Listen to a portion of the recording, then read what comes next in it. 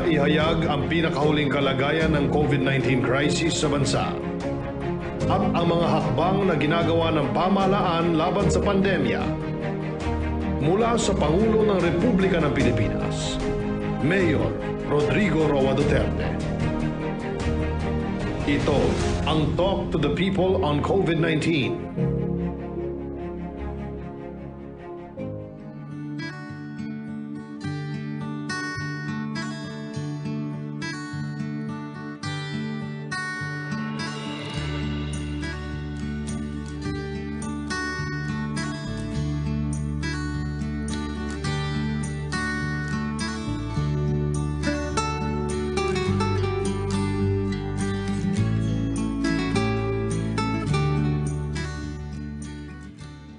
Magandang gabi sa ating kababayan.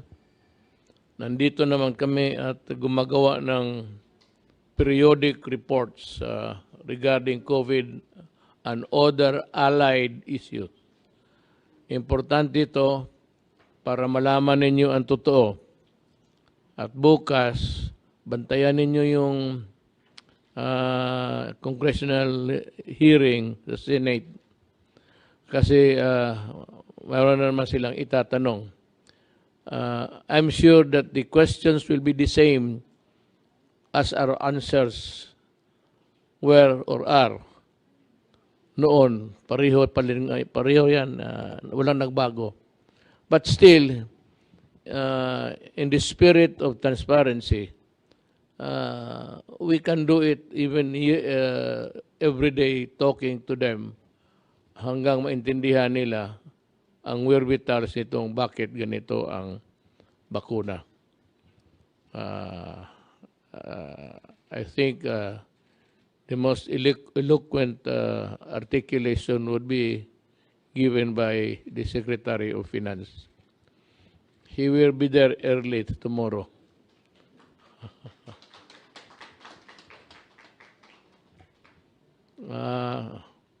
Secretary Doke, you might start to make the report to the people. Mr. President, good evening, sir. And magandang gabi din po sa aking po mga kapwa miyembro ng kabinete. At sa ngalan po ng kagawaran at ang Interagency Task Force, ako po ay magbabahagi sa inyo ng isang maikling ulat ukol sa ating COVID-19 situation at iba pa pong mga kaakibat na impormasyon na mahalaga. Ngayon pong ika-14 ng Hunyo, ngayong taon, meron po tayong naidagdag na 6,426 na bagong kaso. At sa naidagdag nitong mga kasong ito, 940 ay mula sa Region 4A. Sila na po ang may pinakamataas na porsyento sa ating pong national case load. 832 naman, pumapangalawa ang NCR, samantalang ang Region 6 ay dumadami din ang kaso sa 683 sa pinakahuling ulat at 3,971 naman po ang sa mga natitirang rehiyon. At para naman po sa atin mga aktibong kaso, ang bilang ngayon araw ng Hunyo ay nasa 59,096 cases. Ang katumbas po nito ay 4.47% ng ating kabuuan kaso. Sa kabilang dako, ang ating pong recoveries ay umabot na sa 1,240,112 at ang ating recovery rate ay nasa 93.8%. At ito po ay mataas na recovery rate habang ang bilang ng mga pumanaw ay nasa 22,845 in total at ang ating case fatality rate ay nananatili po sa 1.73%. Para po sa mga Pilipinong may edad na 50 lampas sa 80 taong gulang, ang case fatality rate po nila ay napakamataas, sa 5.5%. In other words, 18,785 deaths ang naitala po natin, over 344,506 cases covering this age group. Ito rin po ang dahilan bakit lagi po natin sinasabi na unahin ang mga matatanda. sa atin po mga vaccination program sapagkat sila po ang may pinakamalaking porsyento na napupunta sa ICU. So, malaki pong bagay na mabigyan prioridad ang mga may edad. Ito pong nakaraang linggo, nasa mahigit 6,000 at 600 ang ating average daily cases at bahagyang mas mataas sa 6,500 nung May 31 to June 6 at makikita na patuloy na nagpaplato ang paggalaw ng mga kaso. Wala pa yung slide kasi sayang. Hindi ma-appreciate So I have some graphs to show, Mr. President, for the people to appreciate better. Yan, salamat po. Okay na po tayo dyan. So gaya po na nasabanggit ko, Mr. President, noong nakaraan linggo, nasa mahigit 6,600 ang ating average daily cases. Ano po? Bagyang mas mataas sa 6,500 noong May 31. Makikita natin dun sa linear graph ay makikita na patuloy ang pagplato, ang paggalaw ng mga kaso. Next slide. Ito naman po yung ating epidemic curve para sa mga iba't ibang lugar sa Pilipinas. Next slide, please. Yan po. Yung makikita natin dyan na titingnan ang kaso per island group. Ano po? Yung patuloy ngunit mabagal ang pagbaba ng mga kaso sa NCR. Yan po yung blue line. Yung blue curve. Ano po? Mabilis na bumaba siya up until mga first week of June. Tapos nagpa-plateau na siya. Pero nababawasan pero mabagal na no ang ang pagdagdag ng mga kaso habang nagpaplato nitong nakaraan 7 araw ang plus areas. Ito po yung Bulacan, Laguna, Cavite, Rizal, depicted by the green epidemic curve. And then nagpaplato rin ang rest of Luzon, yung pula naman ay makikita natin tumaas tapos nag-plateau towards this week.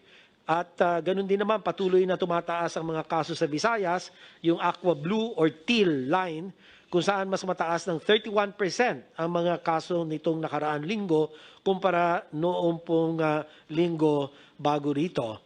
So, ganun din yung sa Mindanao ay tumataas din po ang kaso pero maigi lang, medyo nagpa-plateau siya this week. Yan pong orange epidemic curve. Next slide.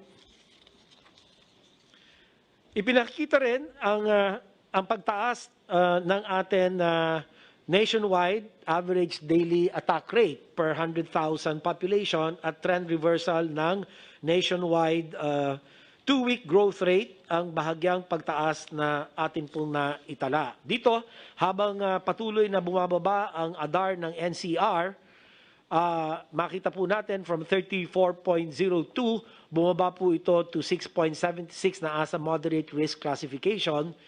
At mabagal ang pagbaba ng ating 2-week growth rate. Ito po ang panukatan na nagsasabi kung bumibilis ba o bumabagal ang dami ng kaso. At dito po nakita natin from negative 40% ay noong linggo bago rito, ngayon ay nasa negative 16%. Patuloy naman tumataas ang average daily attack rate ng ating mga high-risk regions, ang Region 2, Caraga at Region 6. Tumataas rin ang ating 2-week growth rate sa mga rehiyon na ito maliban sa Caraga na bumaba sa 46% mula naman sa 78%. Pagdating naman po sa atin mga pag-unlad sa National Healthcare Utilization Rate, ito po ang can we have the next slide? Ito po, para naman po sa atin healthcare utilization rate, nananatili itong mas mababa kumpara noong tayo ay nagpatupad ng ECQ at MECQ noong Abril. Ngunit bahagya ito pong mas mataas kumpara sa atin lagay noong Marso bago po ang surge. At sa mga susunod na slides, aming ipapakita ang mga riyon na may high at critical HCUR at ICU utilization rate. Pero dito po kasi makikita natin na ang overall H-score natin mula peak utilization of 54%, ito po ay bumaba ng 48%. At ganun din po para sa mga ibang aspeto ng atin pong healthcare systems capacity katulad ng isolation beds, COVID ward beds, ICU beds, and mechanical ventilators. Lahat po ay malaki-laki ang ibinaba ng utilization rate. Makikita po sa kanan, yung iba bumaba by 4%, 10%, 11%, and 13% respectively. Next slide. Isa rito sa Region 12. Pinapakita po natin to dahil tumaas ang kanyang HCUR ng 8 percentage points.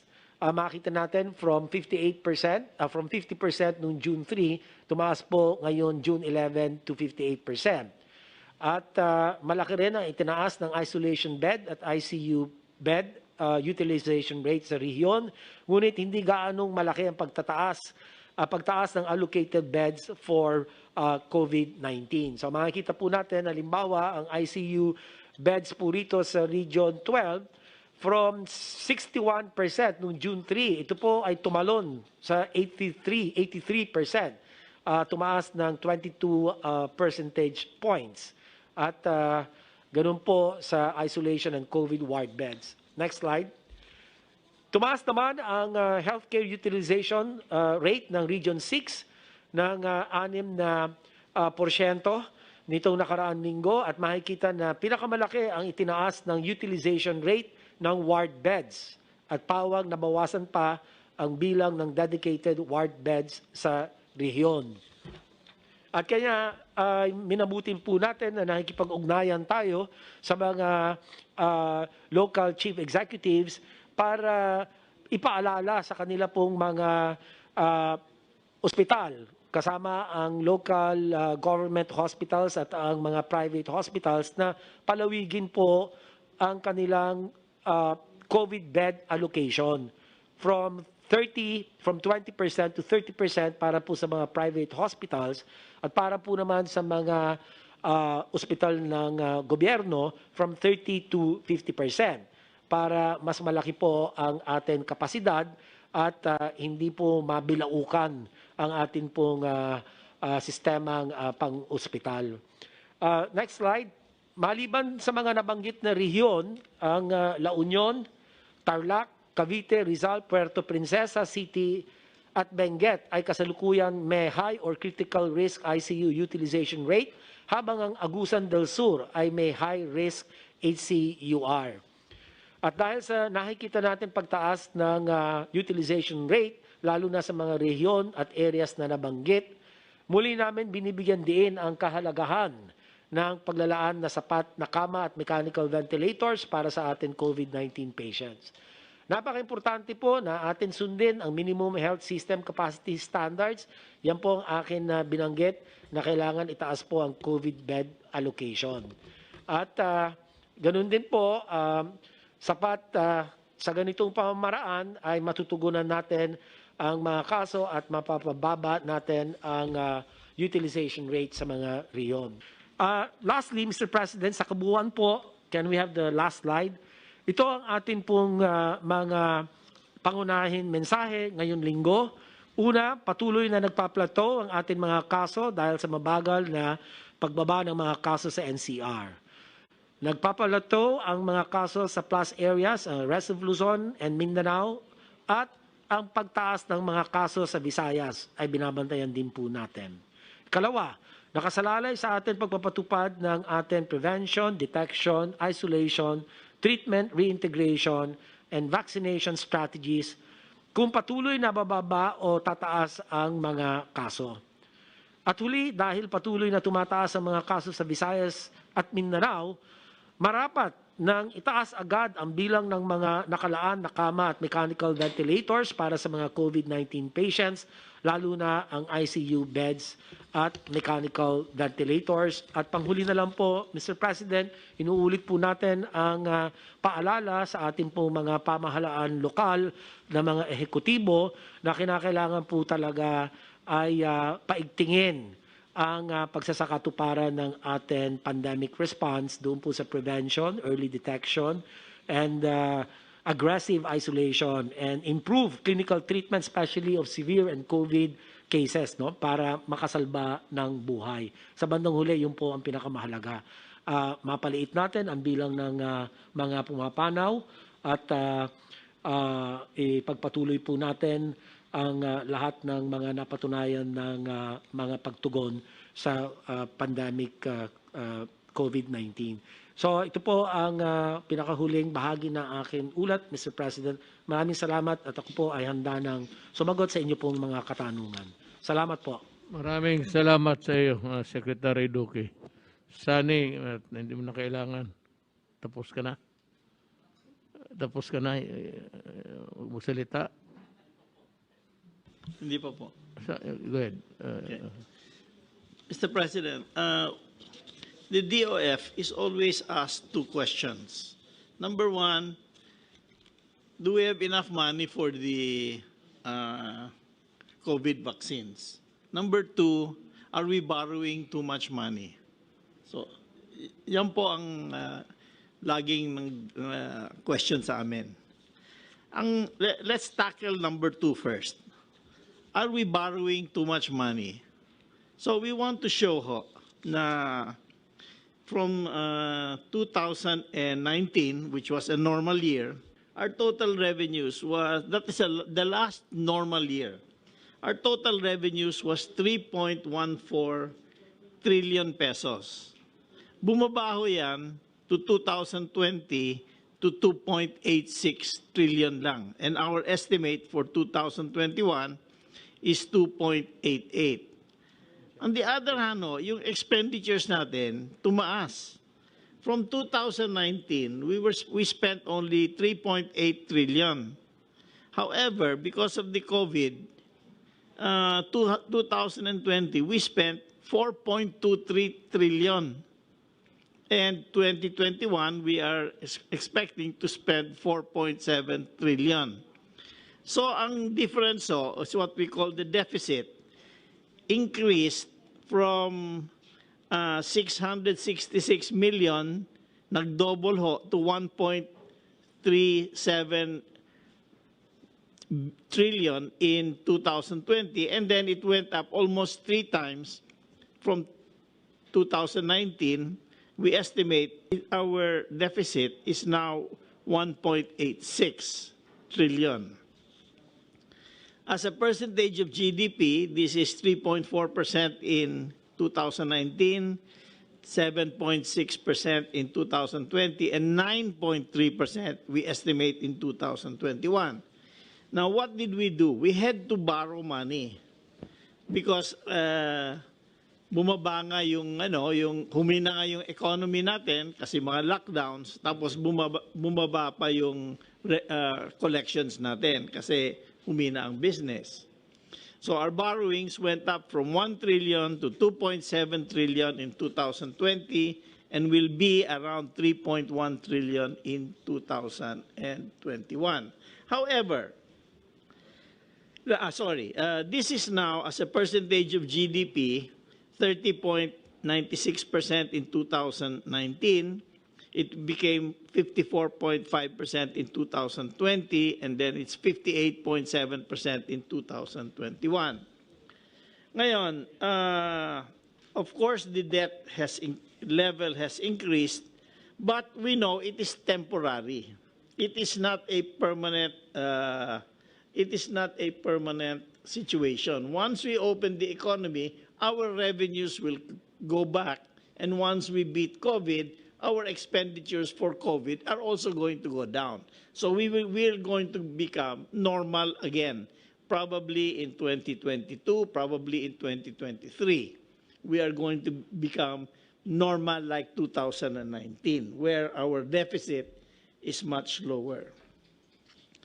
Swerte na lang ho tayo. Not swerte, but because of your tax reforms, Mr. President, our credit rating has been very, very strong, and it has not been downgraded. More than 100 countries around the world have been downgraded in credit rating. Ang ibig sabihin yan, pag na-downgrade kayo, mahihirapan kayong humiram. O kung hihiram man kayo, mas mataas ang interest. So, ang interest natin actually is quite low because our credit rating is very good. So, we think that the debt level of our country is high, but it is sustainable, and we can manage to handle this debt in the coming years. So that's the first question. The second question they ask also is, do we have enough money for the vaccines? Okay. So if we go to the second set of slides, the Congress has authorized us to spend. Can you please put that up a little higher? Scroll up, please. Has authorized us to spend 85 billion pesos for the vaccines. Ngayon, the money is coming from, first, the Department of Health budget, 2.5 billion. Bayanihan 2 is 10 billion. So that is 12.5 billion. That is from our General Appropriations Act. From ODA financing, in other words, we borrowed from World Bank, Asian Development Bank, and Asian Infrastructure Bank. We borrowed a total of 58.5 billion pesos. 23.9 from World Bank, 20.3 from Asian Development Bank, and 14.3 from Asian Infrastructure Bank. Okay. Other financing we're sourcing is up to 11.5 billion, and contingency funds probably another 2.5. But the total so far is we have 85 billion. Now the money is there. So we have enough to buy. For 85 billion pesos, we can buy 140 million doses of vaccines. Okay. Now, 140 million doses of vaccines can vaccinate 70 million Filipinos. Now, 70 million Filipinos is the entire adult population. So we have enough money to vaccinate the entire adult population. Now, if we have to vaccinate children from 12 to 15, I don't know if that's authorized already, from 12 to 15.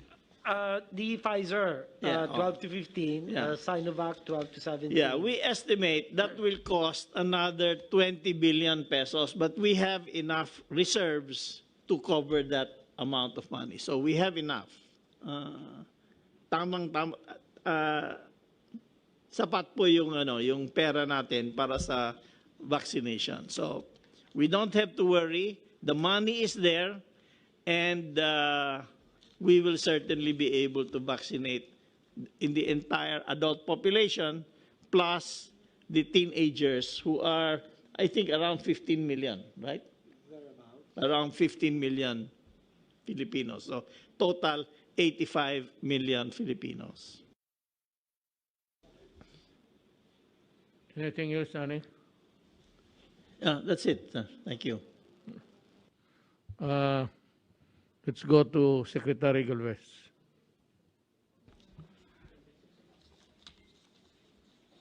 Mr. President, our Executive Secretary, Amel Deldia, Senator Bongo, my fellow cabinet members, magandang gabi po. So ngayong gabi po, we will present some updates. Next slide, please. Sir, the Philippines is about to breach 7 million mark on vaccine administration today. In fact, if we will see the the percentage that we had, it represents 6.48% of our population. Then also number two is the Philippines will receive have received 4.28 million doses of vaccine last week, with remaining 6.4 million will be delivered before the end of June. And the good news is also that considering that we have a stable supply already, steady supply of 10 million to 15 million a month, more or less 45 million doses will be delivered during the third quarter. Thank you sa negotiation sir ng team ng Department of Finance, considering that we were able to lower some of the price and we were able to gather some of the doses. And then number three, sir, ito isa sa pinakamagandang balita, nag-loosen up na po yung mga rich countries, particularly the US, the initial donation of 80 million doses to be given by June, kasama po yung Southeast Asia. And they also announced lately that 500 million more doses will be given to the poor countries. This will favorably impact yung COVAX delivery po natin, meaning yung ating COVAX, now we are expecting to receive 44 million this year. Magiging parang assured na po na at least may 20% po tayo ma-receive, and they want to increase it into even 30 to 40%. So malaking po yun, malaking magandang balita po yun na ang US tumutulong po sa atin, pati po yung apat na kanyang mga companies ay sa ngayon po talagang on the verge of makukuha na natin po yung supply agreement ng more or less 90 million doses. So ang Sinovac, ganun din po, ang Sinovac, we also want to thank China kasi po yung Sinovac, very steady po yung kanyang vaccine delivery. I will show it later, Mr. President. At yun po, nakapag-support sa ating mga A4 opening. And then also, yung Sinovac, siya rin po ang sinusupply po namin sa mga emerging hotspots. Talaga pong yun, yung directive niyo po na yung lahat ng mga emerging hotspots dito sa Mindanao at saka sa Visayas ay nabibigyan po ng Sinovac. And also, we have some survey that the public demand for Sinovac also greatly increased. Yung mga LGU tumatawag po sa amin ni Senator Bongo, actually ang talagang hinahanap nila yung mas madaling ma-deploy kasi madalian po ang ginagawa po natin because we are racing against time. And then yung number 5, yung real world data reveals that really vaccine really work. Nakita po natin nangyari sa Israel at saka sa UK at saka sa US. Nagkaroon talaga ng steep decline ang kanilang mga cases at saka nag-open up na po sila ng kanilang mga economy. And then also, based on some publication, scholarly publication, that the vaccine really prevent death, hospitalization, and severe cases, and even to some extent, transmission.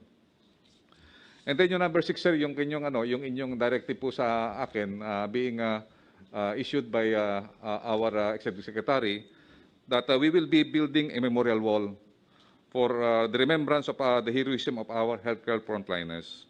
Ito po, ginagawa na po natin ang coordination with SND and other stakeholders on the design at saka kung saan po ang site na magandang mailagay po yung memorial. And then number 7, sir, is the Israeli experts will visit the Philippines on June 20 to 25 to share their best experience on the vaccine deployment. Next slide, please. So ito po yung total vaccine administered na natin po ngayon, na sa ngayon po, meron na po tayong first dose na more or less 5 million, and then yung second dose po natin, more or less magto 2 million na po ang fully protected. At ang ating A1, yung healthcare workers, ay mayroon ng more or less tayo nag-administer na 2.5 million na for the first dose and the second dose. At malapit na po magkaroon tayo ng 1 million na fully protected ang ating healthcare workers. At nagsimula na nga po rin po tayo sa A4 at tumaas na po ang kanilang bilang from only 26,000, ngayon naging 152,000. This is also a confidence na pagka once na nabakunahan po natin ang karamihan ng A4, the opening up of the economy will be a consequential effect of this. Sa ngayon po, meron na po tayong 12,705,870 na vaccine na na-receive. At mayroon po tayong nasa buffer stocks na po natin ngayon na nakadeploy na po sa iba-ibang mga vaccination center. May 5,757,321. Ang ating gusto po, Mr. President, ito pong total vaccines na nasa stock po natin ay kailangan maging 10 million para tuloy-tuloy po yung ating vaccination sa buong bansa. Next slide, please. Sir, sa ngayon po, ang Pilipinas ay number 31st all around the 98 countries globally who are administering the vaccine. Out of 47 countries sa Asia, tayo po ay number 13 at nanatili po tayong second sa ASEAN in terms of administering the jabs or yung tinatawag nating total jabs administered since the start of the vaccination. Next slide, please. Sir, ito po ang mga doses na matatanggapan natin this coming week of June and also on July. Nakatanggap na po tayo ng 8,329,000 from February to May. Ngayon po, ngayong June, nakatanggap na po tayo ng 4,376,820 at makakatanggap pa po tayo ng 6.4 million. Mula sa Sinovac, magkakaroon po tayo ng delivery na 1.5 million. Kasama na po ito yung 500,000. Ito po yung order po ng Chinese-Filipino Chambers of Commerce at saka po yung ating 1 million. And then sa June 24, another 1 million. And then ang 1.5 na remaining ay darating po sa end of June.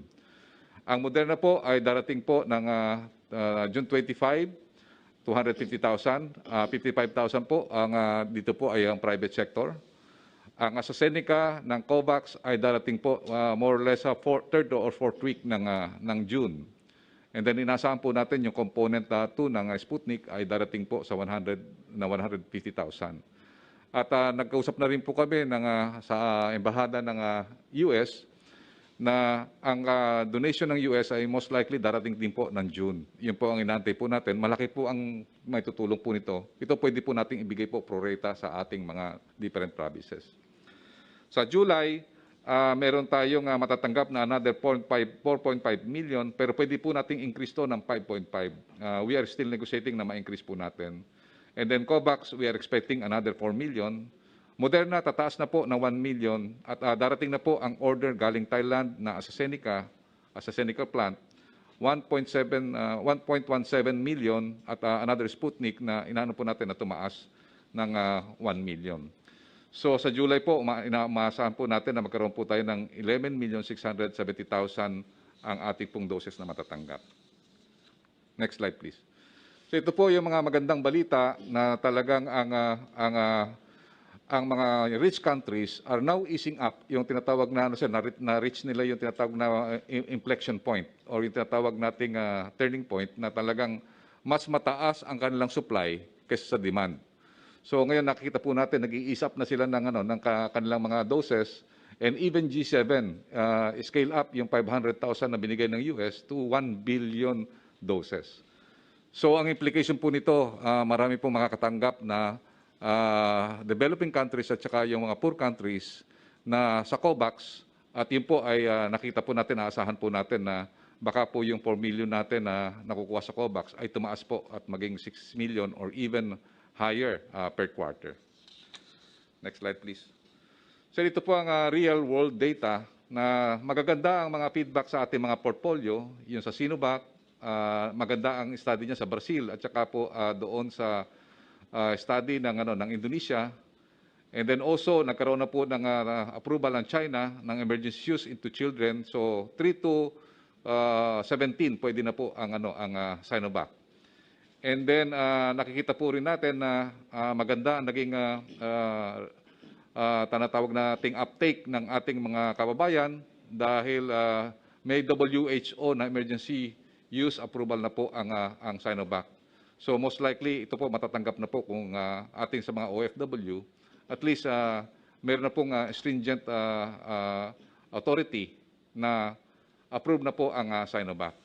Makikita po natin yung sinabi nga po natin na at least tayo po sa Sinovac may steady supply tayo. From June and July and August, 4.5 million ang makukuha natin.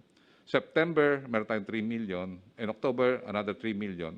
And November, another 1 million. At nininegotiate po namin na pwede po natin na September, October, November, pwede pong gawin natin na 4.5 million po yan para makuha po natin yung A4 population, kasi ang A4 population is 32.5. Next slide, please. Sir, ito po yung ating focus po ngayon, yung ating strategy ay makuha po natin ang tinatawag nating population protection ng NCR plus 6 plus yung Metro Cebu at Metro Davao. Kaya nga po yung Pfizer na 2.2 million, dinipili po natin ang almost 1 million sa NCR at NCR plus 6 at saka 210 million sa Metro Cebu at Metro Davao. At dinagdagan po natin po yon ng Gamaleya at the same time pati kasama po ng Sinovac. Ito po ang ginawa po based on your directive to redeploy vaccines to the other rising regions. Yung lahat po na may underline, nag-deploy na po tayo ng mga vaccine ng Sinovac and also some vaccines ng AstraZeneca dito sa mga regions po nito. In order to address yung increasing surge ng mga area from Mindanao and also in areas of Luzon and also Visayas. Next slide, please. So ito po yung tinatawag nating mga different study na talagang maganda rin yung mga result na real world data on mRNA vaccines. And also nakita natin sa Lancet at saka Nature data, ito po talagang mga scholarly data na binigay po sa atin ng Vaccine Expert Panel na talagang very important to achieve high vaccine coverage to maximize vaccine public health impact. Nakita po natin, pagka nakuha po natin yung 30% threshold, ay magpaplato na po ang cases at pagka 50% ay bababa na po ang cases. Next slide, please. Ito pong sa Wall of Heroes for Fallen Medical Frontliners ay nai-report na po natin sa IATF and we are also encouraging some artists in order to have the artistic design of the Wall of Heroes Memorial. We will do this with other stakeholders and in coordination with the military and the AFP. That's all for my report, Mr. President, at maraming pong salamat. Today is Independence Day, yesterday rather. And I hope that your celebration of Independence Day has rekindled in us a renewed patriotism sa ating bayan. On this note, allow me once more to thank the medical and essential frontliners who are the modern-day heroes of our nation in the midst of pandemic. Pakinggan ninyong mabuti ito kasi ito yung classification ng quarantine sa mga community. Community Quarantine Classification for June 16 to 30, 2021. The following areas will be under modified enhanced community quarantine until June 30, 2021. City of Santiago and Cagayan in Region 2. Apayao and Ifugao in CAR. Bataan in Region 3. Lucena City in Region 4.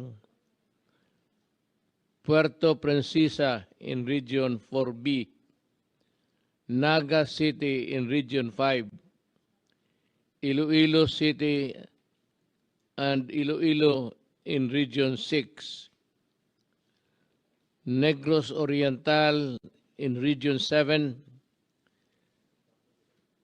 Zamboanga City, Zamboanga Sibugay, Zamboanga del Sur, and Zamboanga del Norte in Region 9, Cagayan de Oro in Region 10, Davao City in Region 11, Butuan City, Agusan del Sur, Dinagat Islands, and Surigao Sur in Caraga. Meanwhile, the following will be placed under General Community Quarantine. NCR and Bulacan with some restrictions, Rizal, Laguna, and Cavite in Region 4A, with heightened restrictions, Baguio City, Kalinga, Mountain Province, Abra, and Benguet in CAR. Isabela and Nueva Vizcaya and Quirino in Region 2. Batangas and Quezon in Region 4A. Iligan in Region 10, Davao del Norte in Region 11, General Santos, Sultan Kudarat, Sarangani, Cotabato, and South Cotabato in Region 12. Lanao del Sur and Cotabato City in Barn.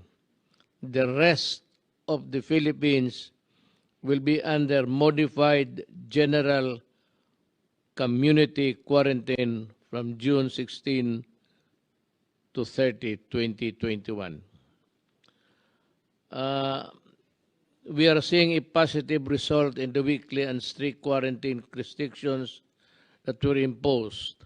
Our weekly doses of Sinovac from China and 2.2 million,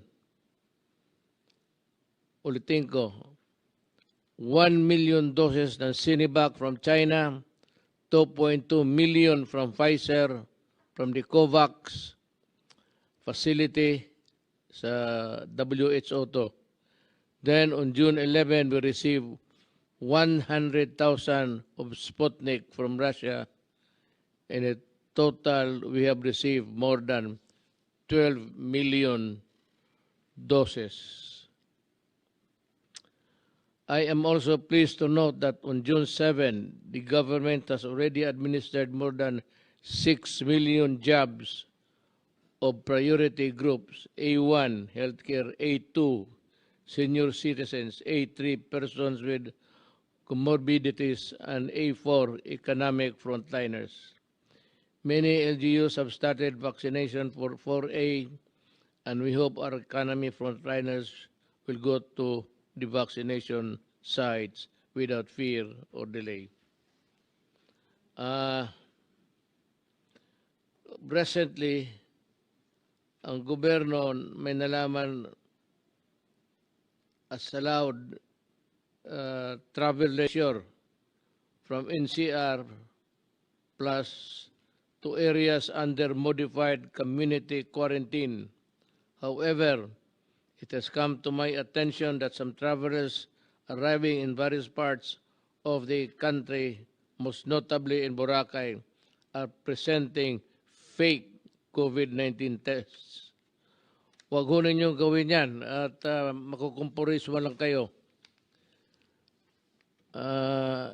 Hindi lang man, pati yung gastos ninyo.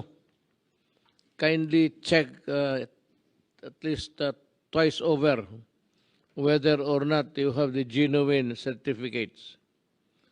I am also directing the Department of Tourism, the Philippine National Police, and all local government to arrest those presenting fake tests and enforce strict compliance on protocols of local tourism. Do not be afraid to file sanctions.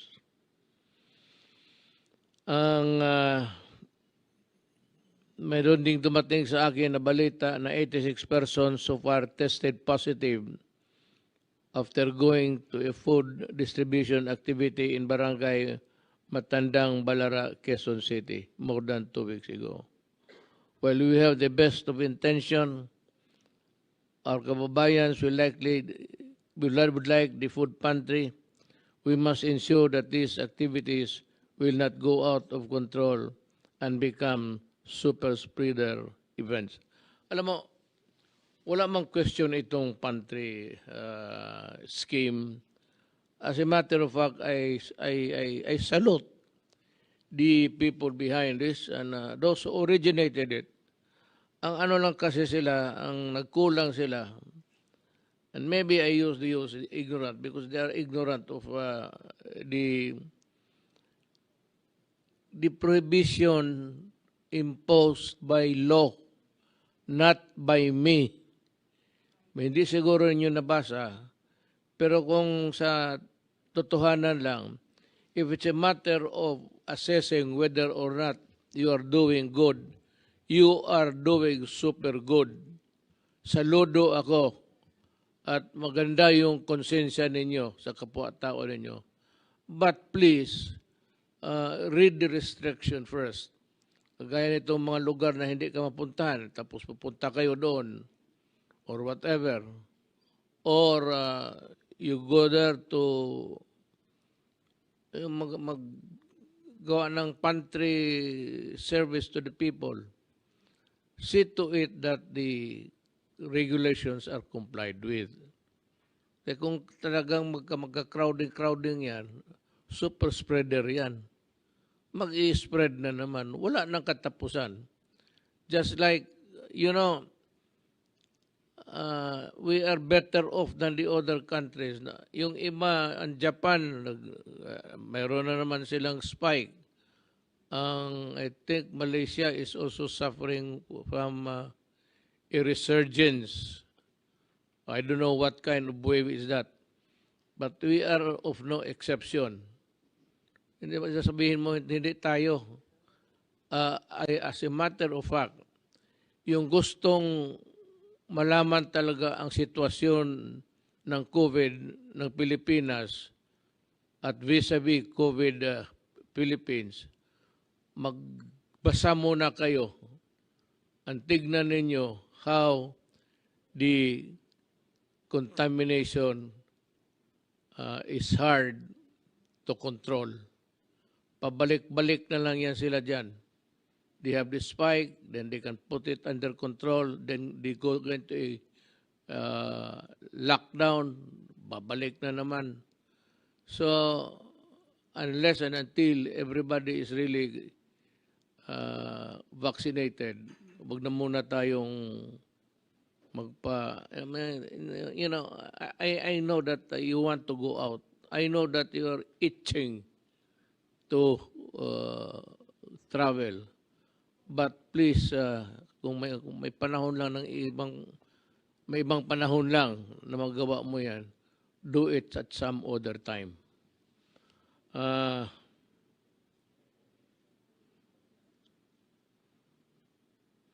Itong sarili mong I hold everyone responsible for complying with the regulations.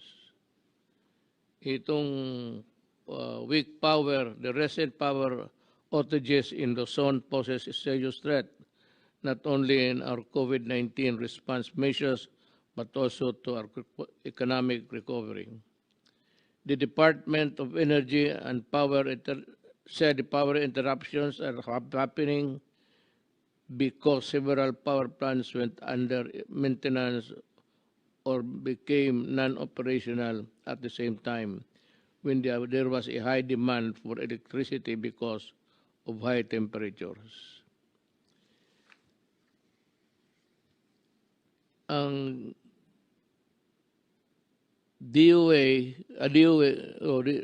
Department of Energy has called upon the National Grid Corporation of the Philippines to comply with its obligation to provide sufficient levels of ancillary services and power reserves.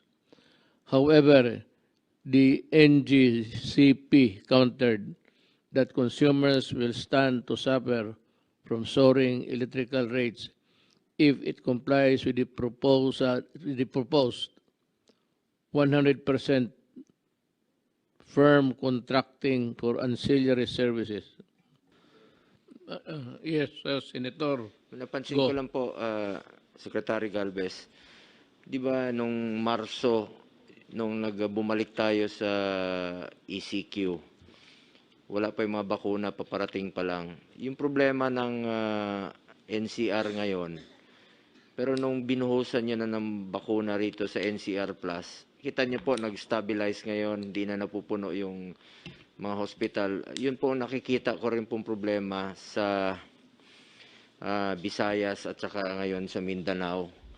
So, yun po yung suggestion ni Presidente na makapag-deploy na rin po ng bakuna doon sa malalayang lugar. Especially po doon sa mga capital towns po ng probinsya dahil doon nagtatakbuhan. Halimbawa, yung Cotabato City, doon po nagtatakbuhan yung mga munisipyo.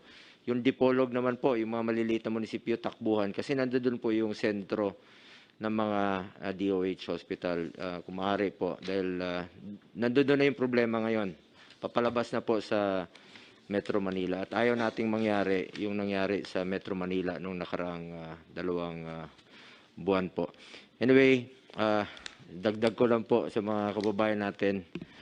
Sabi nga ni Secretary Duque kanina, magpabakuna po kayo kung gusto nyo makalabas ng pamamahay ninyo. Tingnan nyo po yung mga senior citizens, pinayagan na po makalabas dahil naka 2 doses na po sila. At sa mga basketball fans, tingnan nyo po yung NBA, nanonood po kayo. Sila po ay nakakapanood na po ng basketball. Mga audience, may crowd na po. Tayo dito sa Pilipinas, medyo huli pa tayo. At nakikita nyo na merong pag-asa. Dahil yung bakuna lang talaga. Magtiwala ho kayo sa bakuna, wag ho kayo matakot sa bakuna. Matakot ho kayo sa COVID-19. Ang bakuna po ang susi, solusyon natin dito sa problemang ito. Salamat po. Let's hear itong si Dr. Domingo sa ano. May we hear from you sa kasi yung Sinopharm was already I understand granted a use so under emergency category. Yes, sir. Konting ano lang po, konting updates lang po. I have some slides. At this, ayan, next slide please. At this time po, although there are already 17 approved na vaccines po under emergency sa buong mundo, meron pa rin po, Mr. President, na mga dinedevelop, no? Meron pa pong 123 additional vaccine candidates undergoing clinical trials. There are about 359 clinical trials all over the world now, including dito po sa atin, no? Merong ongoing at saka may mga potential pa po na mag-start ng mga clinical trial for vaccine development dito sa atin. Out of the 17, 8 po yung allowed na dito sa atin, no? At ang pinakahuli nga po, yung Sinopharm. Next slide please. So yung pinakauna po natin na bigyan, sir, ng EUA, yun pong Pfizer. Ito po ngayon ang allowed na for people, children 12 years old, and then of all adults na rin po, no? So 12 years and above. Meron na pong emergency use authorization itong Pfizer. Lahat po yung iba, 18 and above po. Pwedeng gamitin si AstraZeneca, yun pong Sputnik, yun pong Sinovac. Next slide. Tapos po yung sa Janssen, yun pong sa Covaxin at Moderna. At nung last week nga po, nung June 7, binigyan na rin po natin ng dahil may matatanggap kung possibly ang Department of Health ng mga donation po na Sinopharm. At after paktingnan naman po ng ating mga experts yung mga clinical trial results ng Sinopharm, binigyan na rin po ng emergency use authorization. And of course, recognizing the emergency use listing of the WHO for that vaccine. Ang pinakahuli pong bakuna na possibly bibilhin po kasama sa basket nila Secretary Galvez towards the end of the year, fourth quarter, ay yung Novavax. Lumabas po kahapon at saka kaninang umaga, no, preliminary data ng Novavax, and it seems to be a very encouraging data, at maganda po ang mukhang very robust po yung information at maganda ang resulta ng kanilang mga clinical trials, although fina-finalize pa po ito at ipapublish pa lamang, no? Pero nakikita po ng efficacy rate niya is above 90%, no? Very comparable to the other vaccines that have been earlier approved. Dito po sa atin sa Pilipinas, sa Philippine FDA, nagsulat na rin po the other day ang Novavax, signifying their intention to apply for an emergency use authorization. And in fact, they already sent some of the clinical trial results to us. At inaaral na po ito ngayon ng ating mga experts kahit po hindi pa sila officially nag-a-apply. Para kapag po nag-submit na talaga sila ng mga dokumento, mas mapapabilis. And ang nakikita po natin, ang prevision po natin ito, possibly baka po by fourth quarter, makakakuha na rin po siya ng EUA sa US, sa India, sa UK, and dito po sa atin mag-a-apply na rin po siguro sila by siguro po July or August. Next slide, please. So for information lang po, sir, sa Pilipinas po ngayon, we have 3 approved clinical trials for vaccines that are ongoing. Pero meron pa pong nag-a-apply na mga iba, no? Meron pa pong 3 under process na mga vaccines din po na possible na dinidevelop in the future from China and from Australia. At mukhang meron pa pong mga nagtatanong, no, na iba pong mga vaccines that are going to our vaccine expert panel. So tuloy-tuloy po ang development, and our scientists and our doctors are really helping in this global effort, not only to develop vaccines but also to test and complete clinical trials for therapeutics para po sa mga gamot kontra sa COVID. In fact, as of today, meron na pong 25 na clinical trial na na-approve ng FDA na ongoing dito sa atin. Meron po rito mga local trials na sa atin lamang, pero meron mga multi-country trials. Meron pong herbal products katulad po ng lagundi tsaka ng tawa-tawa. Meron pong anti-inflammatory, meron pong hormone katulad po ng melatonin. And then some antivirals, antibiotics, convalescent plasma, at yung mga bago po ngayong class of drugs, the antibodies. So all of the workforce naman po ng ating mga scientists at saka mga doktor ay tumutulong din sa global effort towards developing and identifying therapeutics for COVID-19. Yan lang po, sir. May tanong ako. How about the ivermectin? Ano yan? Yung ivermectin po... Nawala na sa passing. Yung pong clinical trial ng DOST, ang schedule po nila ay magsa-start po this month. Ngayon pong June, para po maumpisahan na nila yung kanilang trial, yung pong inutos nyo. Alam mo, hindi naman sa but there are a lot of credible people, doctors at that, at maraming civilian na they swear by their father's grave na yung ivermectin na yan is doing good to their bodies while they are suffering from COVID. Yung iba reported that the following day nakatindig na sila. And, as kagaya ko, pareho man tayo, as a lawyer, as a doctor, we have to exercise the greatest of the diligence of a good father of a family. Yung talagang pinaka-istriktong daanan ng before giving it to the public. But I'm just telling you that a lot of people doon sa probinsya ganun, maraming nagsasabi sa akin gumaling sila pagkatapos itong inumin nila itong bakuna sa para saan yung yawa na yan? Bulate. Pati bulate, dali. So,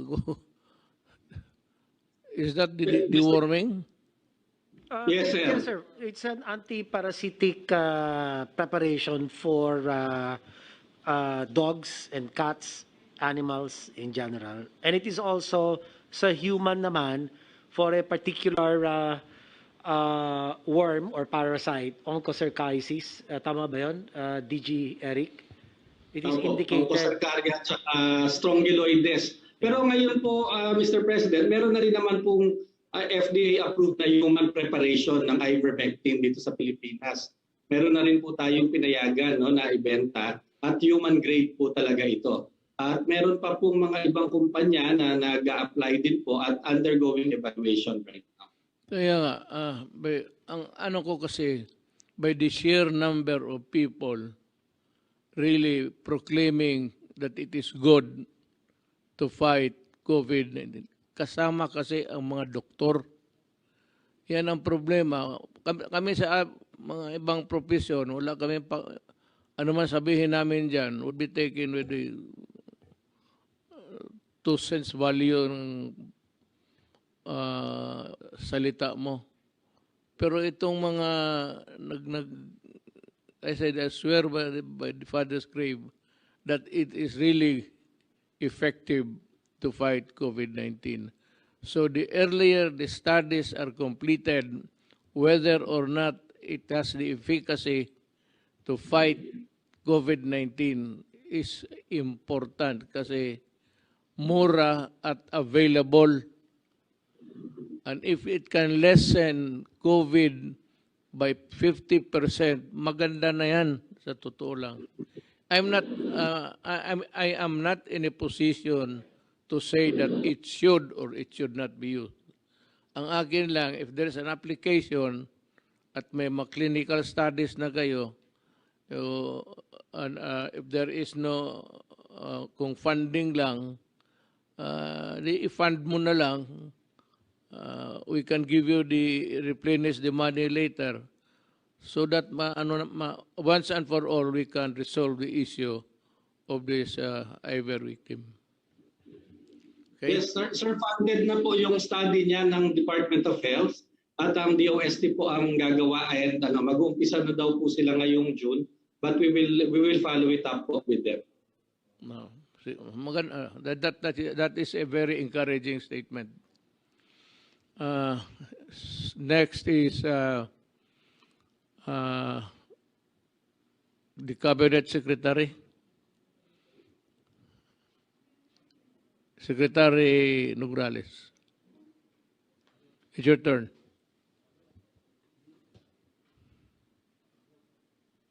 Good evening. Mayang gabi, Mr. President. Yes. Sa ating mga kababayan, kay Senator Bongo, happy birthday. Kay ES Medialdea at sa mga kasamaan ko sa gabinete. Tuloy-tuloy pa rin yung trabaho ng inyong IATF on Zero Hunger or yung Task Force Zero Hunger na binuo nyo, Mr. President. At ang binabantayan natin ngayon sa aspeto ng kagutuman at malnutrition, kabahagi yung pagbantay natin sa food safety and accessibility. So dito muna sa food safety na ginagawa ng inyong pamahalaan kasama yung mga tanggapan ng DTI, DOST, DSWD, Department of Agriculture, DOH, DAR, DNR, DILG at ang ating tanggapan.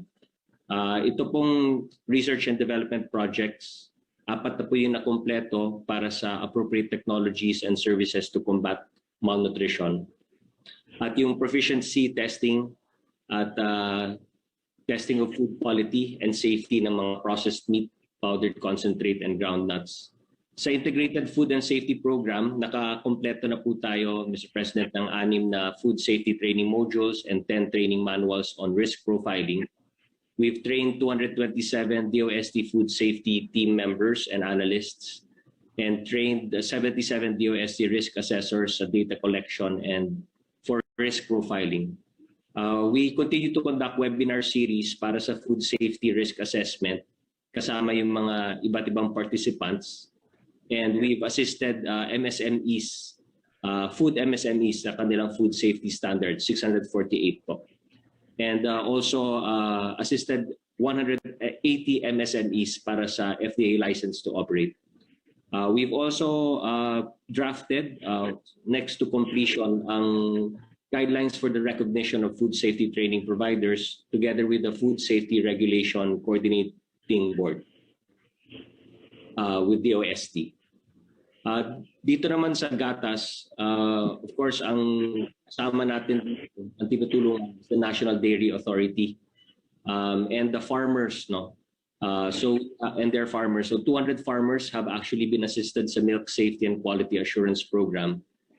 Together with webinars on the introduction to food safety, on dairy safety regulations, kasama yung lahat ng regional offices ng National Dairy Authority.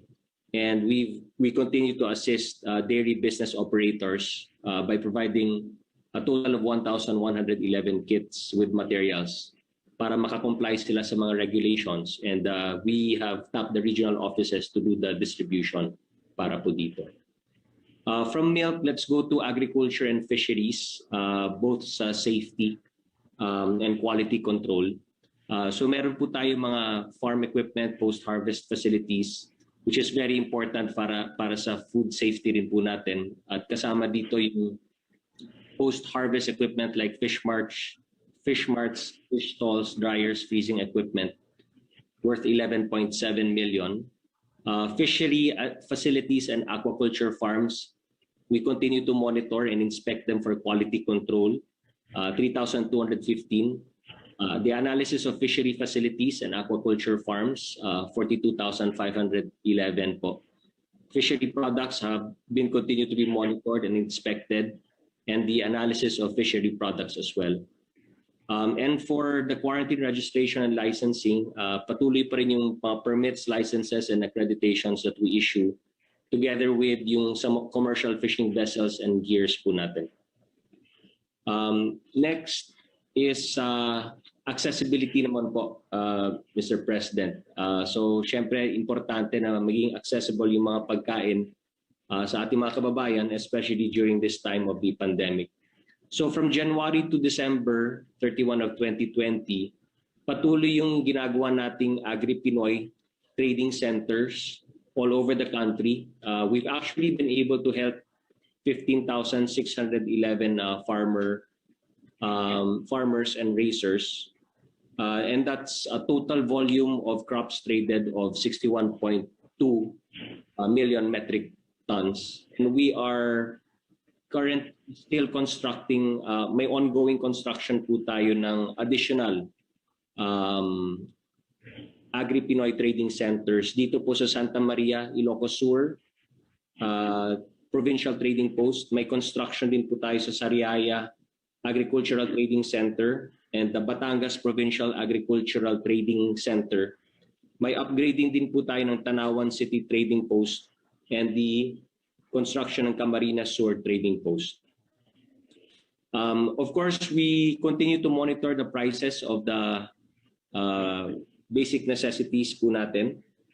At ito ay alinsunod sa Price Act or Republic Act 7581 at kasama natin dito yung Price Coordinating Council.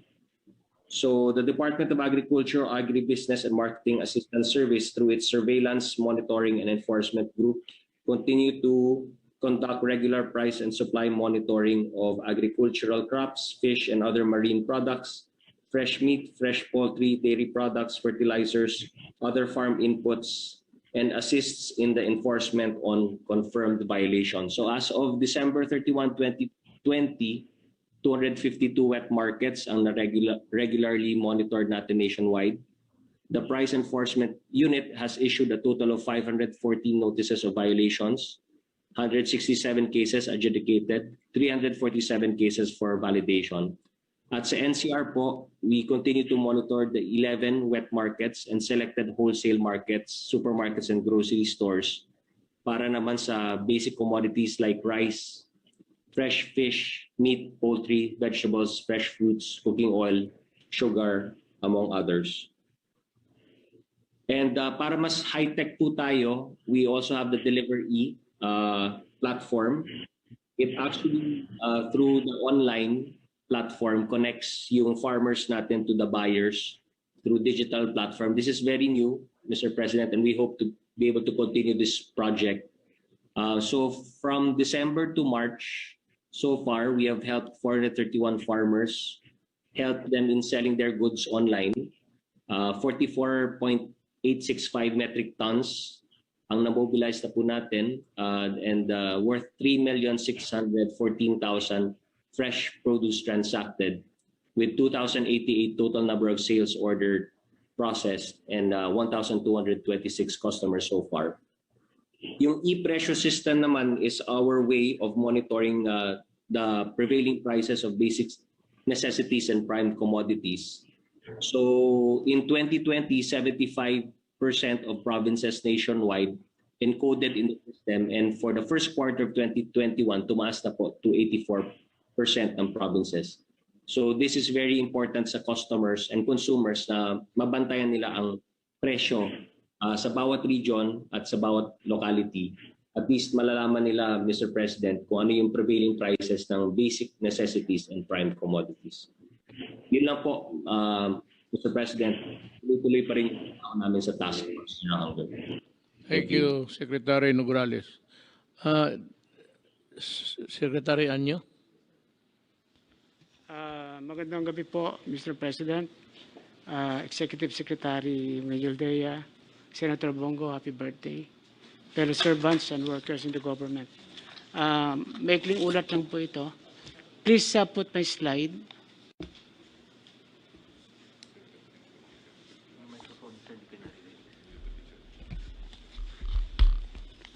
Narito po ang datos na ating nakalap ng mga nahuling lumabag sa iba't ibang public health standards at safety protocols, katulad ng pagsusuot ng face mask, ang pagbabawal ng mass gathering, at pagpapanatili ng physical distancing mula ikapito hanggang ikalabing tatlo ng buwan ng Hunyo.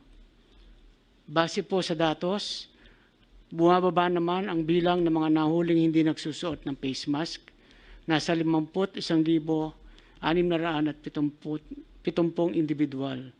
Pati na ang bilang ng kaso ng mass gathering, 426 na individual, habang tumaas naman ang bilang ng mga sumuway sa patakaran ng physical distancing sa 15,576 sa buong bansa. Kinasuhan po natin dito ay umabot na 2,417. Sa datos naman po na nakalap natin ngayon, hanggang ikalabing-4 ng araw ng Hunyo, may mga naiulat na insidente ng mass gathering sa rehiyon ng Calabarzon, Central Visayas at sa Cordillera Admin Region. Base sa ating nakalap na report, ang mga punong barangay ng Barangay Matabungkay sa Lian, Batangas, Barangay Kasambagan sa Cebu City, at Barangay San Mariano sa Santa Marcela, Apayao, ang napabilang sa listahan ng mga local chief executives na kasalukuyang iniimbestigahan. Sa mga naiulat na violations ng nakaraang linggo, mayroon naman tayong updates na patuloy na pag-usad ng mga reklamong inihain labang sa mga opisyal ng barangay sa Barangay Matiktik, Norsagaray, Bulacan, Barangay Campotao, Cebu City, Barangay 171 ng Caloocan City, Barangay San Jose, Navotas City, at Barangay 181 at 182 ng Tondo, Manila. Next slide, please.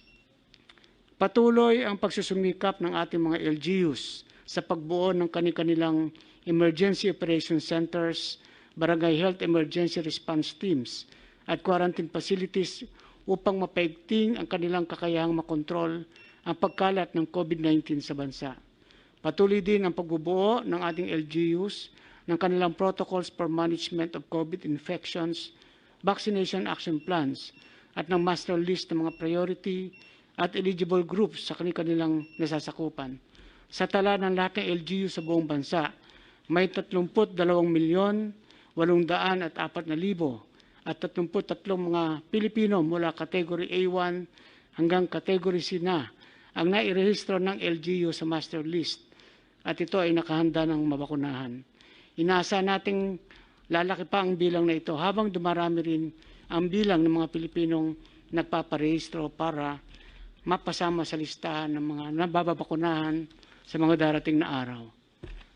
Sa kampanya naman po ng illegal na droga, sa ating patuloy na kampanya, sa datos na nakalap ng ating pambansang kapulisan at ng iba pang mga ahensya, 32 mga drug personalities ang kusang sumuko sa mga otoridad mula ika-6 hanggang ika-13 buwan ng Hunyo.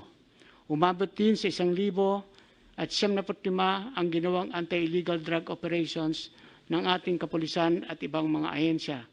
Sa mga ginawang anti-illegal drug operations na ito, mayroong naitalang 1,576 na mga drug personalities na naaresto, habang 12 mga personalidad naman ang naitalang namatay sa gitna ng mga operasyon ng ating anti-illegal drug units.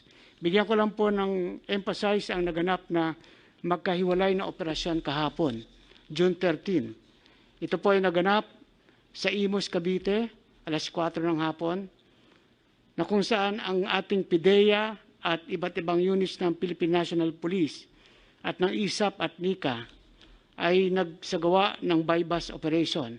na kung saan isang Chinese national sa pangalang Man Kwok Wong alias Jose Baluyot Wong ang nahuli at nakakumpiska ng 117 kilos of shabu. Ang halaga po nito ay 775 milyon, 600,000 piso ang halaga ng shabu. At the same day po, isa ring operasyon sa Baclaran, Parañaque, alas 3:30 ng hapon. Isa ring Chinese national ang nahuli. Ang pangalan ay Zizun Chen. At dito po ay nakakuha ng 37 kilos na nakakahalaga ng 257,800,000 piso. Kapag po pinagsama natin itong nakuhang halaga na ito ay abot ng 1,053,400,000 or 1.05 billion. So sa kabuuan po, ang ating nakuha sa loob lang ng isang linggo ay 1.2 billion pesos na pinagsamang shabu at marijuana. At lalo pa namin paigtingin ang operasyon sa kontra ng illegal na droga. Panghuli po, naalis po natin paalalahanan na para tayo dumating sa ating tinatawag na normal, ang dapat na ating lahat ng kababayan ay sumunod sa health standard at protocols. Ang ating mga otoridad ay magpatupad ng lahat ng batas at ordinansa sa buong bansa at ang wastong pagsasagawa ng PDITR strategy ng ating mga LGUs at ang tuloy-tuloy at mabilis na pagbabakuna.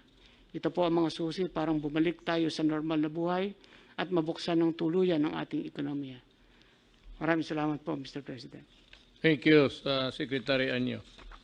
Mga kababayan ko, nakikita naman ninyo sa chart,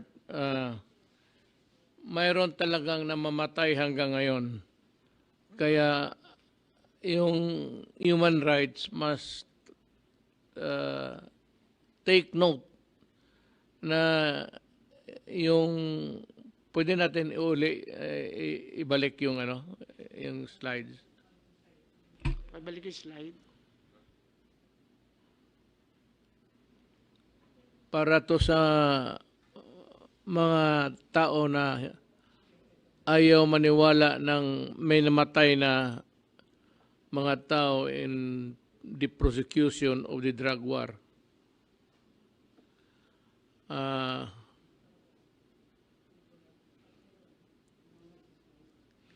Yung sabi ko i-flash doon sa radio yan.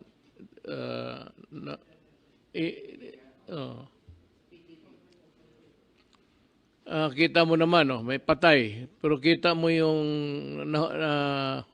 huli sa operations, it's 1,000.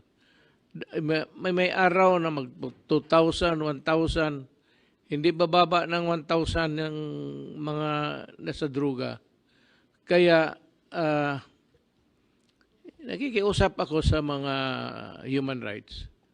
Kindly take a deeper look into the drug situation. You would notice that there are really persons who die almost daily because ito lumaban talaga at hindi kasali ang pulis ko na may tama at namatay rin. Kita mo naman ang shabu hanggang ngayon. Napakalaki, 1,072. 387.32 grams or estimated value of 1 billion plus. Kita mo namang negosyo na yan. Nakikita na ninyo ang negosyo. Kaya kung ayaw ninyong tumulong, huwag na kayong magsige takot dyan na takot-takutin yung mga pulis na demanda, opening of records. Hindi nga pwede yung open yan pamamakita ninyo, baka makita ninyo yung pangalan ninyo, kayo pala ang nagbibigay ng mga impormasyon sa pulis. That is why we cannot show it. You might find your name there. So, yan ang hindi pwede ibigay. Pero kung sabihin mo, yung enkwentro, paano namatay, paano sinugod, okay yan. Walang problema tayo dyan. But yung mga state secrets from the sources we get from anywhere and everywhere, that cannot be divulged publicly. Which means to say na hindi ninyo pwedeng tingnan. Yan ang problema dyan. Kung makita ninyo, pati tatay mo, makita mo yung pangalan niya. Naloko na. Yan ang intindihin ninyo. Marami talaga. Kita mong shabu. Everyday yan. Simula nung hindi pa ako, panahon pa ni Ramos hanggang ngayon. Ngayon lang nagkakamatayan kasi ngayon lang talaga nag-ooperate yung police. Bakit? Takot sa kaso. With the advent of this, itong nauso na itong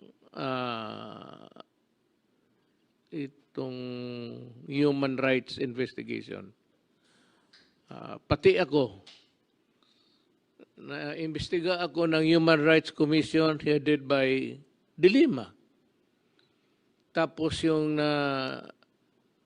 siya na yung naging Secretary of Justice, inimbestiga niya ako. Walang nangyari. Walang rekomendasyon. Wala lahat. Puro lang yung aspersions, yung mga salita na ganon. Nung sa Senado, sa Congress, naimbestiga ako. O wala rin nangyari. Kasi wala kayong maituro na mali. Died during police operations. Hindi naman gago yung police patay ng patay dito. Alam nila kung magpatay sila ng walang rason, makukulong talaga sila. Ang aking guideline naman para sarili ko, okay, do not destroy my country. I will kill you. Do not destroy the youth of the land. Isa yung pag-asa natin mga anak namin. Sirain mo ang buhay nila, sirain kita. Ganon yan. I will kill you. Para tapos na ang problema. So, Del, do you have something to report? Yes, Mr. President. Tulad sabi ko kayo ng pagod na mag-umpisa ay mayroon lang dumating na 577,488 na OFWs. Okay naman po yung asikaso sa kanila pag dumarating sila. Hinahanapan sila ng quarantine areas, tapos pagkatapos noon ay dadalhin sila sa kanilang mga probinsya. Yun lang po, Mr. President. Pong, you have something to say? Before, let's see Panelo. Pakinggan natin si Secretary Panelo. A good word for the day for all the Filipinos. Maybe. Narinig niyo na ako? Okay. Pati nakitang gwapo talaga. Narinig niyo na ako? Naririnig ko at nakikita ko yung kagwapo mo. Palagay ko, dinidescribe yung sarili nyo, Mr. President. Nakit yung sarili nyo sa salamin. Anyway, Ginoong Pangulo, nasabi ko na yung punto legal po dun sa mga naihain na sa usapan natin yung mga nakasama. Kung mamarapatin po ninyo sana, gusto kong ibahagi sa inyo. Ito'y nai-report ko na rin sa inyo, pero naipangako ko doon sa mga nagsumbong sa akin, yung mga naghinaing, doon sa mga, alam niyo naman po na umiikot po ako ngayon, kung saan kinukuha ko ang lahat ng mga hinaing, mga request, mga gustong iparating sa inyo. Ako'y galing, gaya ng nasabi ko na sa inyo, galing ako ng Mindoro, Batangas, Pampanga, Nueva Ecija, kung saan saan pa. At doon po sa Mindoro, gaya po ng nasabi ko sa inyo, ang malaking problema po doon ng mga mangingisda, sila po'y talagang ang sama-sama ng loob nila. Sapagkat sinasabi nga po nila, pag nahuhuli sila ng mga Coast Guard, kahit na napakasimple lamang na violation, gaya ng wala man lang ID, hinuhuli sila, inaaresto sila, kinukulong pa, at higit sa lahat, kinukumpiska pa yung kanilang mga barko. o yung kanilang mga boat, mga bangka na siyang source of kanilang livelihood. Pagkatapos, ang iba naman po sa kanila, pag sila'y napupunta sa ibang lugar, hindi na nila dapat na nangingisda ron. Pag nahuli, ganun din po ang ginagawa sa kanila. Kaya talagang tumatangis sila, humihingi sila ng katarungan sa inyo, Ginoong Pangulo. Doon naman po sa parte naman ng mga mangingisda pa sa Mindoro, nung nandun po ako, nagbigay ng 100 na motorboat sa mga mangingisda. Tuwan-tuwa po sila. Kaya lang, meron palang pangako ng 400, 100 lang dumating. At yun daw po 300 dumarating kasi yung 32 million pesos hindi na i-release. Yan daw ang pabili. Kaya nga tinawagan ko yung Secretary Dad. Ang sabi naman ng Secretary Dad, dapat yung doon sa regional office. Madali sabi, basta pinaparating ko lang po sa inyo yung mga hinaing nila. Sa barangay, mga kapitan naman po, yung nakausap niyo doon sa Puerto Galera.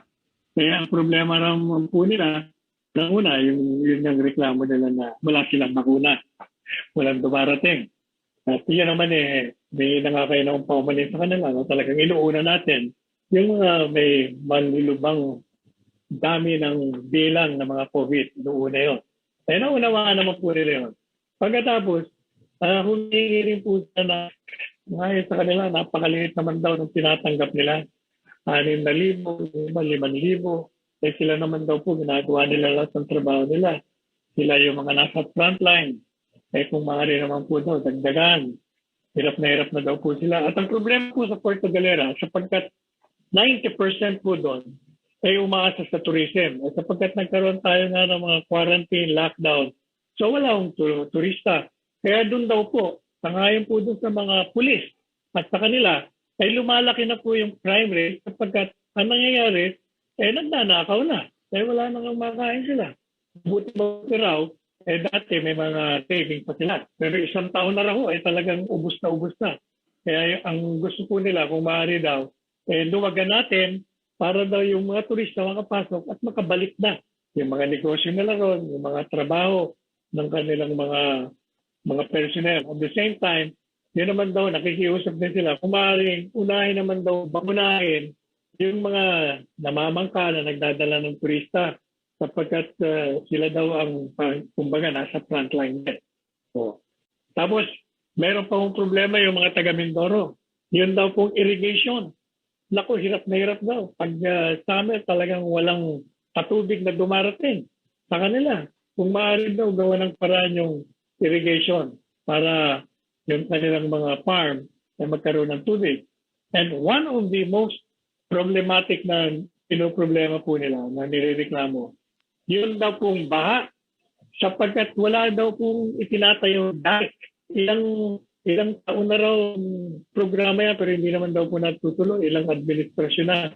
Kaya kung maaari daw po sa administrasyon nyo, magtayo naman sila ng dike. Tinawagan ko na po si Secretary Villar, binidyo ko to. Siya naman ay nangako, bigyan lang daw siya ng mga project proposal. So, tapos ito naman pong yung binigay ko rin po sa inyong problema, yung mga taga-Payatas, yung mga taga-Holy Spirit. Kung matatanda ko ninyo, maraming nakatira sa kanila sa ilalim ng tulay, sa mga espero. At hindi po ba, pautos nga ninyo, itong si GM ng housing na si June Calada, dinala kagad ang nagbigay naman ng mga housing unit sapagkat meron naman tayo. At dito po sa Payatas, ganun din ang hinihingi nila. Ang dami yung nga talagang problema. Tuwa nga sila nung nabigyan nyo ng mga housing unit yung mga iba. At kung maaari naman daw, sila din sana dyan sa Holy Spirit, sa Payatas, sa Silangan. Now, ito pong mga senior citizens. Naku, humingi din po ng kung po pwede raw, dagdagan yung mga senior citizens. Ito bang, hindi ko kayo marinig, Mr. President. Ito bang sinasabi mong nakatira sa ilalim ng tulay, are they willing to be relocated? Kasi may mga bahay tayong pinagawa ang NHA mabilis. May mga bahay na tayong ginawa in the periphery of Manila. So are they willing to relocate? Kasi matanggal talaga sila sa pwesto nila, pamumuhay nila ngayon. and then they are brought to the provinces, mayroon na tayong mga pabahay, pati condominium, sobra-sobra na karami. Ang distribution lang nga ang naghihintay when it is officially given to the beneficiaries. Kaya siguraduhin mo lang, and if I were you, marami man yan, you just write something to work on, a working paper, because next week may ano man tayo, may cabinet, so that your complaints will be directed to your fellow cabinets at ma-resolve na natin kaagad. Gano'n na lang siguro gawin natin. Masiguraduhin mo lang, kasi karamihan binigyan ng mga pwesto noon, nagsialisan at bumalik doon sa lugar nila. Pinagbili nila yung pwesto. And that is what is bugging sila eskalada. It makes you sad na meron sila, tapos iwanan nila, babalik sila doon sa pwesto nila. Well, for one, it could be a valid reason kasi malayo sila sa hanap buhay nila. Yung traditional hanap buhay nila na nalaman nila sa lugar na yan. Because sa ibang panibagong diskarte na naman. So, yun lang, we want to be clear on this. Because sayang naman kung magpatayo pa ako ng mas malapit dito, tapos hindi magamit kasi kaya ayaw nilang maalis doon sa circle of economy, kung anumang hanap buhay na yan. It could be a whatever. Pagkapagpirahan nila dyan sa lugar na yan. Yun ang isang problema natin. In Mindanao, ganon. Ang natumitira lang na nakita ko na talagang tinatanggap nila ang bagong buhay nila ay yung mga NPA na nag-surrender. At meron na kasi akong ready. May ready kondo para sa kanila. It's not really a condo in the sense na it's something more of a matirahan lang na bahay. Pareho noong inagaw ng kadamay nung sa Bulacan para sa sundalo. Sinabi ko na sa mga sundalo, total Pilipino man rin yan, maawa tayo. Bigay na lang ninyo para walang gulo, gawain ko na lang kayo ng bago. So, mas maganda para naman panluwag ng puso sa mga sundalo na ginawa para sa kanila, tapos ibibigay at sa huli ibibigay pala doon sa mga Pilipino rin yan kung gusto nila, baski inagaw nila itong mga kadamay, ang ayaw ko dyan sa kadamay yung nininegosyo nila. They are making, yung leaders nila are making kung alam mo na, yung dapat patayin talaga, yun yung nag-i-udyok sa mga tao sa pupunta doon. And then they start collecting and, pagpaalis ka dito, kunin niya, ibigay niya sa iba. And they're making a business, a heyday of what government has done for them. Yun ang akin. Yes, sir. Pero Pangulo, yung pong sinasabi niyo tungkol dun sa mga informal settlers, kung willing silang mailipat, yun po ay umuuna po sila ron. In fact, si GM Jun Calada, marami na pong dinala ron at tinignan na yung mga housing unit. Kaya po sila ngayon pumapayag kasi ito pong sa housing units ay nasa San Jose del Monte. At meron na pong connection doon, yung mga train, na madali silang makabalik sa kanilang mga pinagtatrabaho kung doon sila nakatira. Kaya wala ho ng problema ron. Kahit tuwan-tuwa nga ho sila na malapit lang yung mga housing units na paglilipatan nila. Now, gusto ko pong ibahagi lamang kasi talagang kinukulit ako dito kung pwede rin paratingin sa inyo.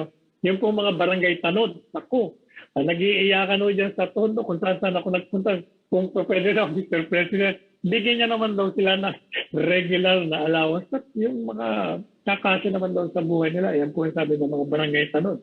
Pati yung mga senior citizen. O yun ang mga reklamo nila. Okay. Then we go. Thank you, Mr. President. Salamat rin. Salamat po. We go to Secretary Roque. Mayor, magandang gabi po. Happy birthday, Senator Bongo, kay ES at sa ating mga kasama sa gabinete. Dalawa lang po yung aking sasabihin ngayon. Unang-una, bagamat in terms of population po, ay yung MECQ areas ay hindi kasing dami nung Metro Manila was under ECQ and MECQ dahil ang populasyon ng Metro Manila Plus is 23 million. Ito mga areas under MECQ po, ito ang parang record of sorts na pinakamadami so far na nadeklara under MECQ. Meron po tayong 9 na syudad at 12 mga probinsya under MECQ. So mababdihin ko lang po na i-remind yung mga areas neto, 9 cities and 12 provinces kung ano ang pupwede, anong hindi pupwede under MECQ with your permission po. Yes, no? go ahead. That would be helpful. Opo, sa MECQ, 50% po ang alfresco dining. Ang indoor dining po natin ay hanggang 10% lamang. Ang outdoor sports po natin, courts or venues, ay hanggang 50% lamang. Ang contact sports, scrimmages, games or activities, hindi po allowed. Ang indoor sports, courts or venues, hindi po allowed. Ang indoor visitor or tourist attractions, libraries, archives, museum, galleries, hindi po allowed.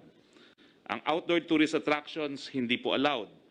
Ang venues for meetings, incentives, conferences, and exhibitions, not allowed po. At ang personal care services, gaya po ng mga beauty salons, barbershop, beauty parlors, and nail spas, hanggang 30% lamang po. Yan po ay sa MECQ. Now, marami pong areas ang nasa GCQ. Pero meron pong heightened restrictions na pinataw sa Rizal, Laguna at Cavite at sa NCR at sa Bulacan po, meron lang konti pong restrictions.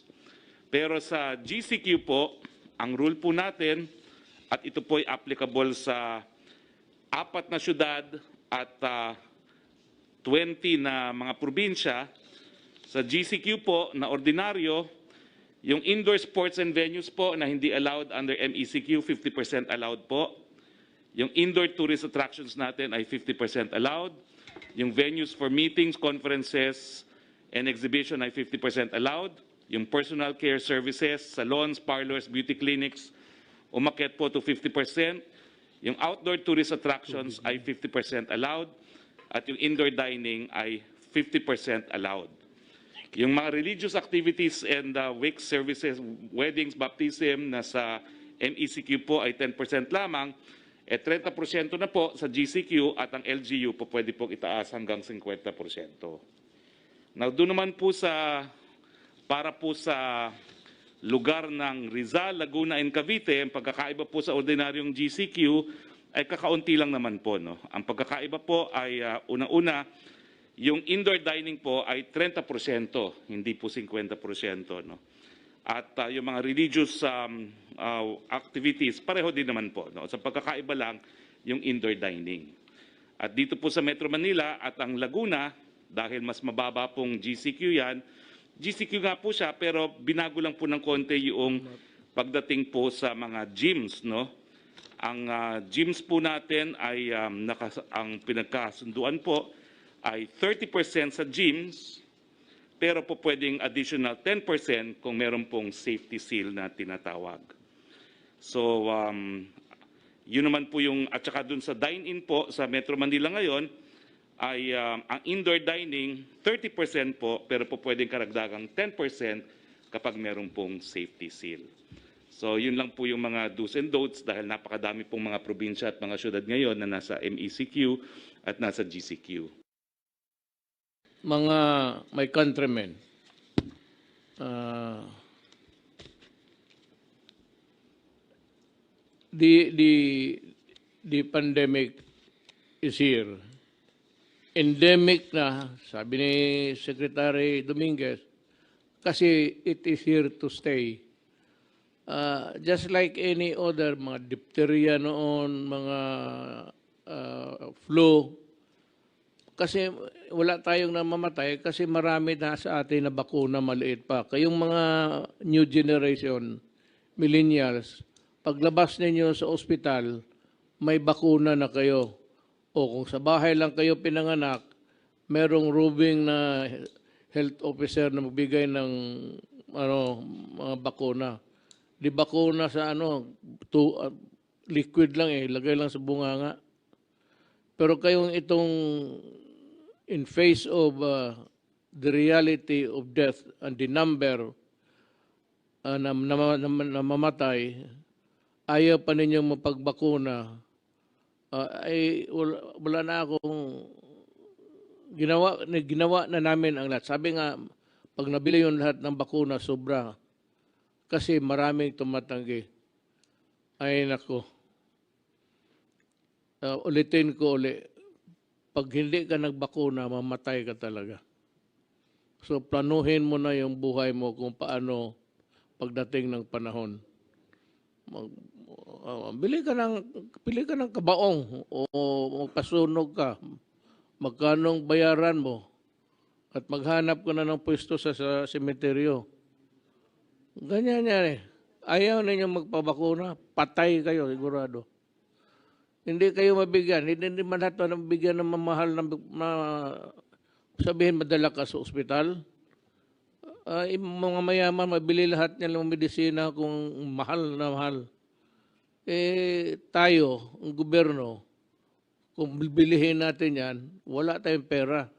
Kaya nga budgeted yan Naka-budget yan. Dito nakalista lang yan kung anong gastusin natin. Labas dyan, wala tayong pera. Kung mapasok yan dyan sa mga contingency fund nga, pwede.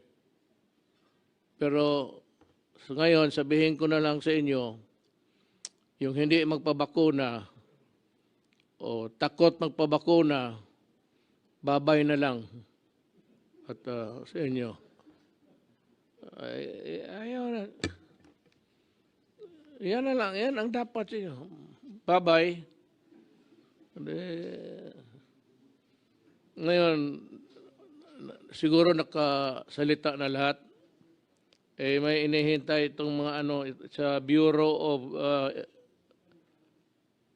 ito ng BIR. Nora Halamani, Revenue Officer 3 and Group Supervisor, BIR District Office number 29. For demanding 400 bribe in exchange of approval of the signed tax payment forms for the settlement of Dilco Farms purported tax liabilities. Yan, karamihan. Yung malaki, kunyari 10 million, sabihin na nila yan, o sige, bayad ka lang ng 7 million, yung 2 million akin, yung 5 milyones sa gobyerno. O balik ta rin. Minsan sabihin nila, yung 5 million amin, 2 million na lang sa gobyerno. Yan ang kaya ko binabasa yan. Sabi ninyo may corruption.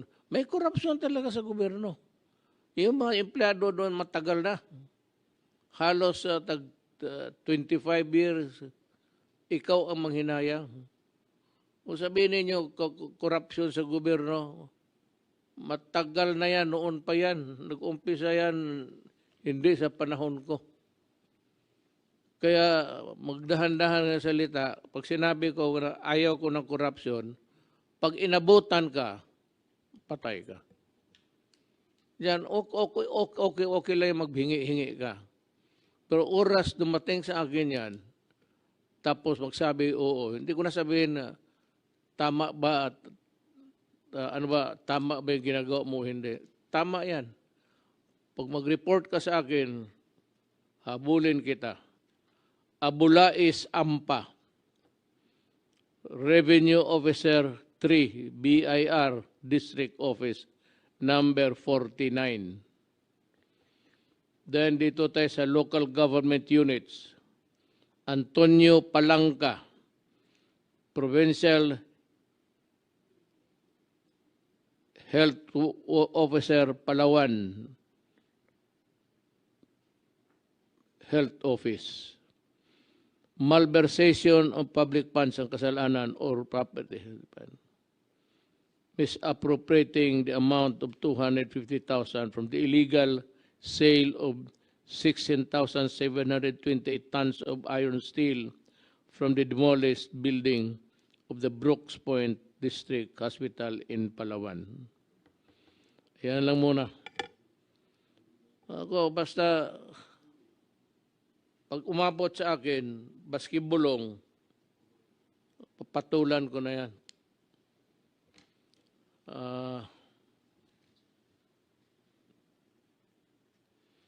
Wala naman siguro. Meron pa bang gustong yung ano mo, Sal, give us the working paper before the next. You can si Cabinet Secretary. Ibigay mo sa kanya para ma-distribute sa mga... We will do it. Okay. I said maybe that is all for tonight. And maraming salamat sa pakinig ninyo sa amin. At least you will learn more of your government.